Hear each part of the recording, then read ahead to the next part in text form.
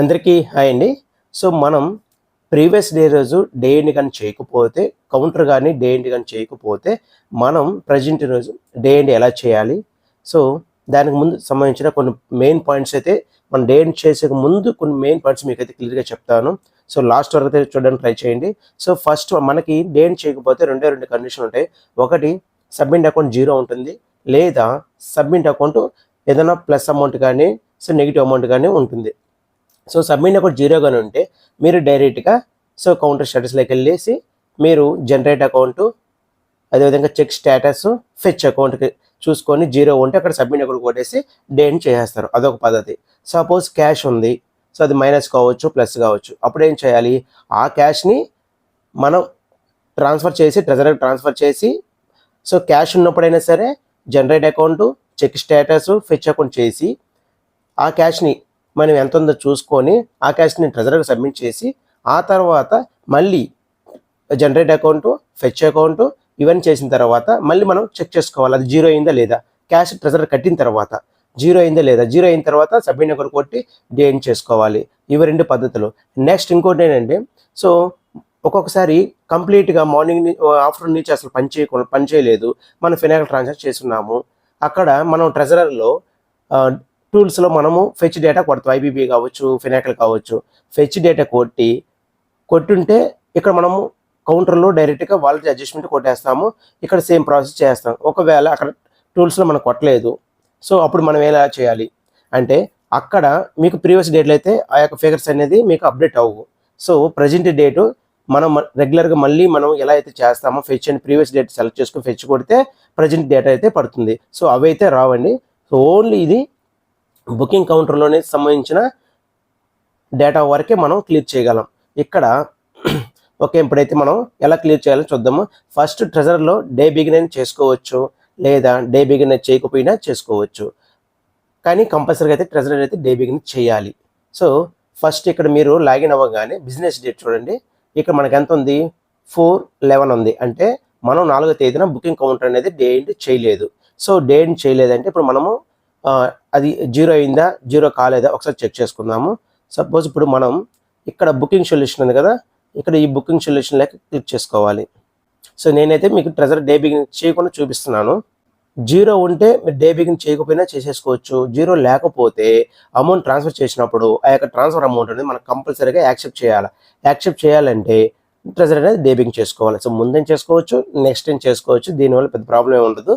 So ఇలా వస్తుంది. So మనకి డే బిగిన్ అయ్యి ఉంటే ఇవన్నీ హైలైట్ అవుతాయి. సో డే బిగిన్ అవ్వలేదు కాబట్టి నెక్స్ట్ కౌంటర్ ఆపరేషన్. సో ఇలా వస్తుంది. వ్యూ ఇక్కడ మీరు గమనిస్తే ఇక్కడ మీకు చూడండి అన్నీ only request cash, transfer cash,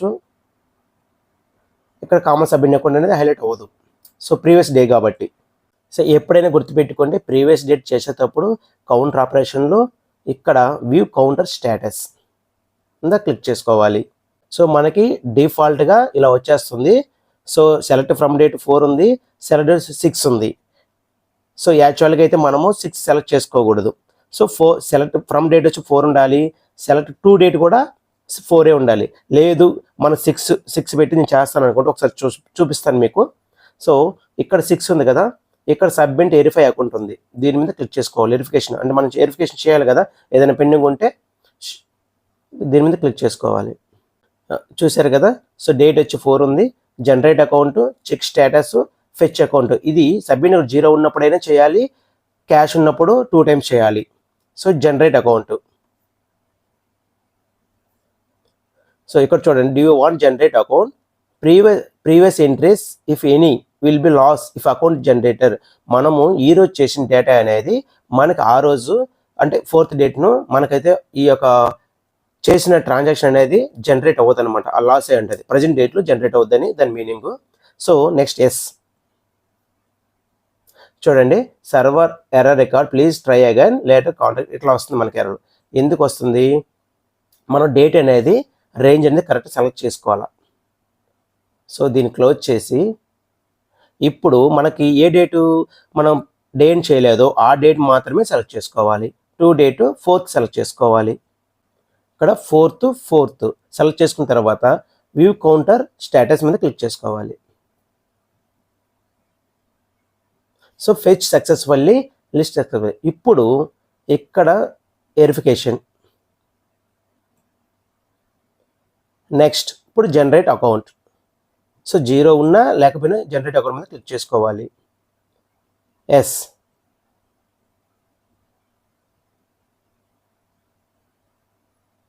so అంటే జనరేట్ అకౌంట్ ఆల్రెడీ అయింది కాబట్టి ఒకసారి చెక్ స్టేటస్ చూద్దాం.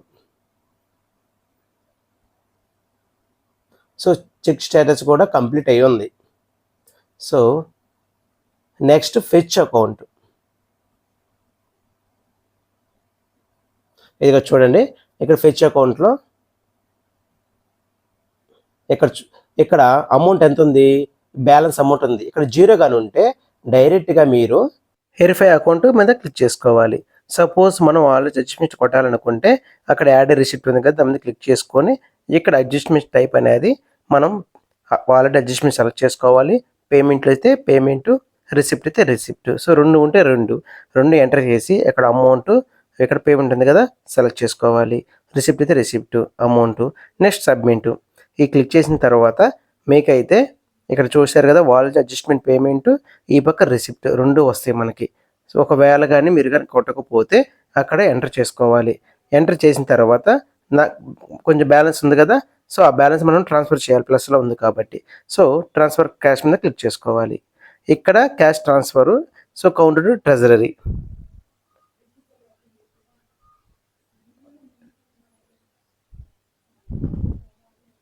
Next cash. సో ఎంతైతే అక్కడ 0 కాకుండా ఉందో అంత amount. Next enter denomination.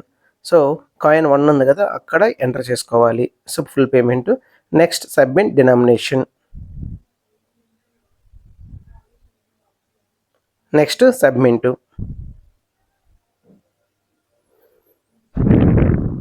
Submit successfully. So amount అయితే ట్రాన్స్ఫర్ చేసాము. నెక్స్ట్ మనం ట్రెజరర్లోకి వెళ్ళి ఆ యొక్క క్యాష్ని మనం రిసీవ్ చేసుకోవాలి.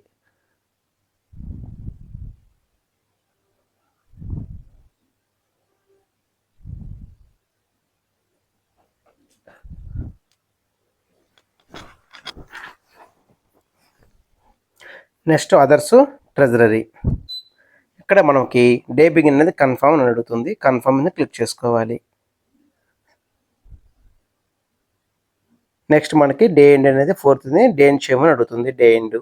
సో డే ఎండ్ చేయగానే ఆటోమేటిక్గా 6th అనేది డే బిగిన్ అనేది కంప్లీట్ అవుతుంది.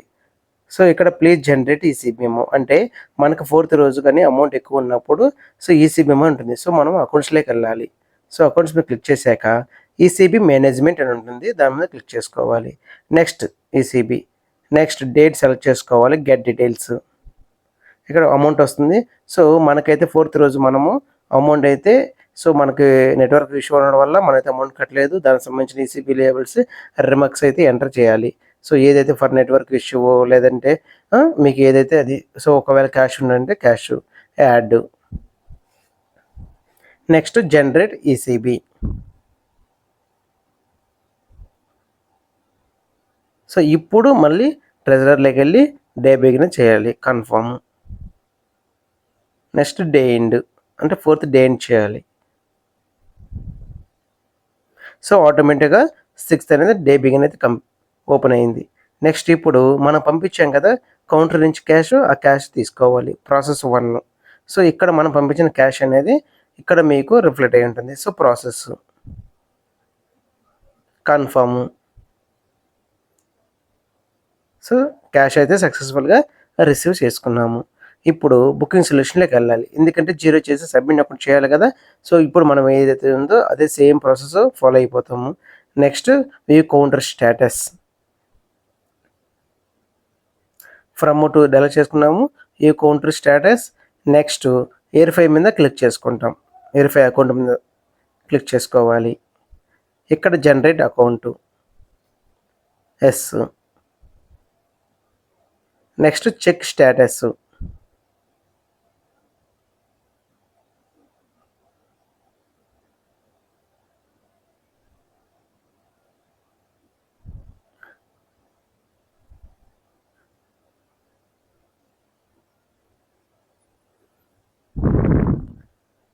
Next fetch account. So fetch account మనం క్లిక్ చేసిన తర్వాత మనకు అమౌంట్ సబ్మిట్ అకౌంట్ జీరో అయిందా లేదా కంపల్సరీ చూసుకోవాలి. టోటల్ రిసిప్ట్ పేమెంట్ ఈక్వల్గా ఉండి ఇక్కడ జీరో ఉంటుంది. జీరో ఉన్నప్పుడు మాత్రమే మనకి వెరిఫై అకౌంట్ అనేది హైలైట్ ఉంటుంది.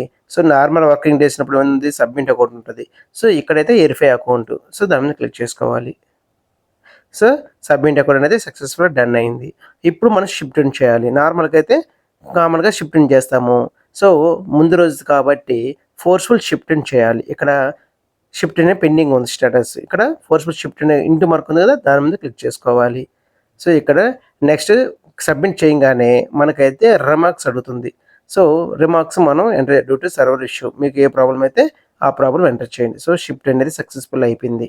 సో ఇప్పుడు ఇంతటితో మనకి బుకింగ్ కౌంటర్ అనేది షిఫ్ట్ అనేది సక్సెస్ఫుల్గా కంప్లీట్ చేసాము. నెక్స్ట్ సో ఆ రోజు కంప్లీట్ అయిపోయింది కాబట్టి నెక్స్ట్ డే అంటే 6th రోజు మనం కౌంటర్ డే బిగిన్ చేసుకోవాలి. బుకింగ్ సెలెక్షన్లోకి వెళ్ళి కౌంటర్ ఆపరేషను, అలొకేట్ కౌంటరు ఆపరేట్లోకి వెళ్ళి మన కౌంటర్ అనేది సెలెక్ట్ చేసుకొని, ఇదంతా మీకు ఆల్రెడీ రెగ్యులర్ చేసేది కాబట్టి మీకు ఒక ఐడియా ఉంటుంది. Allocate counter, next shift begin చేసుకోవాలి. సో మనకు ముందు రోజు ప్రీవియస్ డే అయితే కంప్లీట్ అయ్యి ప్రజెంట్ డేకి వచ్చామన్నమాట. So begin ever shift, so next begin shift. So present current డేకి అయితే వచ్చేసాము. సో ఈ విధంగా కౌంటర్ డే బిగిన్ అయితే చేసాము. సో ఇంతటితో మనకి ప్రీవియస్ డే వర్క్ అయితే కంప్లీట్ అయింది. సపోజ్ అదే రోజు కానీ మీరు కానీ పోస్ట్ మ్యాన్ రిటర్న్స్ కానీ తీసుకోకపోతే ఆ రిటర్న్స్ కూడా ఎలా చేయాలో మనం చూద్దాము. సో ముందుగా మనం అయితే డిటిఆర్ ఒకసారి చెక్ చేసుకుందాం. డిటిఆర్ టీసీబీ, ఇక్కడ మీకు టుడే డేట్ ఎందుకు చెప్పానంటే మనం ఏదైతే బుకింగ్ కౌంటర్లు ఉన్నాయో అవన్నీ నెక్స్ట్ డేకి వస్తాయి అనమాట. ఈ రోజు మనం ట్రాన్స్ఫర్ చేసామో ఆ రోజు రిఫ్లెక్ట్ అవుతాయి. సో మనం 4th కదా చేసింది, అక్కడికి రిఫ్లెక్ట్ అవుతే అవ్వవు, ఎందుకంటే ట్రెజరీ అనేది మనం డే బిగింగ్ చేసాం కాబట్టి. సో ముందు రోజు మనం డే బిగింగ్ చేయలేము, కంప్లీట్ అయింది కాబట్టి. ఇప్పుడు పోస్ట్ మ్యాన్ మోడల్కి వెళ్దాం. సో పోస్ట్ మ్యాన్ మోడల్లో మనం ముందు ప్రీవియస్ డే కానీ రిటర్న్స్ కానీ తీసుకోకపోతే అవి రిటర్న్స్ అయితే మనం అలాగే ఉంటాయి. రిటర్న్ తీసేసుకొని నెక్స్ట్ మళ్ళీ నార్మల్గా ఆర్టికల్ ఇష్యూ చేసి ఒకేసారి సబ్మిట్ ఒకటి చేయాలి. సో ప్రీవియస్ ఈ రిటర్న్ తీసుకున్న తర్వాత సబ్మిట్ ఒకటి కానీ కొడితే మీరు ప్రజెంట్ వర్కింగ్ డేకి ఆర్టికల్స్ ఇష్యూ చేయలేరు, ఎందుకంటే ప్రజెంట్ డేది సబ్మిట్ ఒకటి అవుతుంది. కాబట్టి ఓన్లీ రిటర్న్స్ మాత్రం తీసుకోవాలి. ఒకవేళ రిటర్న్ తీసుకోకపోతే నార్మల్గా ఒకేసారి మనం ఇష్యూ చేస్తాం కదా, ఆ ఆర్టికల్స్తో పాటు రిటర్న్ తీసుకుంటే ఒకేసారి అయిపోతుంది. సో షిఫ్ట్ ఇన్ చేయాలి, తర్వాత షిఫ్ట్ బిగిన్ నార్మల్గా చేసుకోవాలన్నమాట. ఇక్కడ ఫోర్స్ఫుల్ షిఫ్ట్ రిమార్క్స్ ఇస్తాము. సో నెట్వర్క్ ప్రాబ్లం చెప్పించి సో ఫోర్స్ షిఫ్ట్ ఇండి అయితే క్లిక్ చేస్తాము, కన్ఫర్మ్. సో షిఫ్ట్ ఇండి మనకైతే సక్సెస్ఫుల్ అయిపోయింది. ఇప్పుడు షిఫ్ట్ బిగిన్, ఎస్. ఇప్పుడు చూడండి, ఇప్పుడు పోస్ట్ మ్యాన్ ఆర్టికల్స్ ప్రీవియస్ దగ్గర తీసుకోకపోతే ఒకసారి డెలివరీ ఆపరేషన్లోకి వెళ్ళి, అంటే విషయం చేయకముందే టేక్ రిటర్న్స్లోకి వెళ్ళండి. టేక్ రిటర్న్స్లోకి వెళ్ళిన తర్వాత మీకైతే అక్కడ ఆర్టికల్స్ అలాగే ఉంటాయి. సో వాటికి మీరు రిమార్క్స్ తెలిస్తే వెంటనే రిమార్క్స్ ఇచ్చి కంప్లీట్ చేసుకోవాలి. సో మామూలుగా అయితే మనం ఏం చేస్తాం, రిమార్క్స్ ఇచ్చిన తర్వాత సబ్మిట్ కూడా కొడతాం. కానీ ఇప్పుడైతే ప్రీవియస్ డే కొట్టిన తర్వాత మనం కొట్టకూడదు. సో పెండింగ్ ఆర్టికల్స్ నాకు 8 చూపిస్తున్నాయి.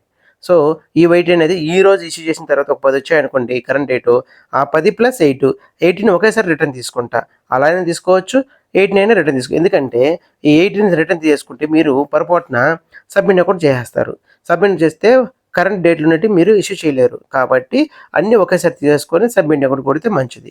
సో ఈ విధంగా మనం సబ్మిట్ అకౌంట్ అయితే కంప్లీట్ చేసుకోవాలి. పొరపాటున ముందే సబ్మిట్ అకౌంట్ చేయకూడదు, చేస్తే మనం ఆ రోజు ఆర్టికల్ అయితే ఇష్యూ చేయలేము. సో ఈ విధంగా మనమైతే ప్రీవియస్ డే అనేది వర్క్ అనేది ఈ విధంగా కంప్లీట్ చేయాలి. సో ఈ వీడియో మీకు ఇన్ఫర్మేటివ్ ఉందనుకుంటే లైక్ చేయండి, అదేవిధంగా మన యొక్క ఫ్రెండ్స్కి షేర్ చేయండి. ఇప్పుడు మన ఛానల్ ఇప్పటివరకు సబ్స్క్రైబ్ చేసుకోకపోతే ప్లీజ్ సబ్స్క్రైబ్ చేసుకోండి. ఆల్ బెల్ ఐకాన్ క్లిక్ చేసిన పక్కన ఆల్ మీద టిక్ మార్క్ ఇస్తే మనం ఏ వీడియో చేసినా మీకైతే నోటిఫికేషన్ రూపంలో రావడం జరుగుతుంది.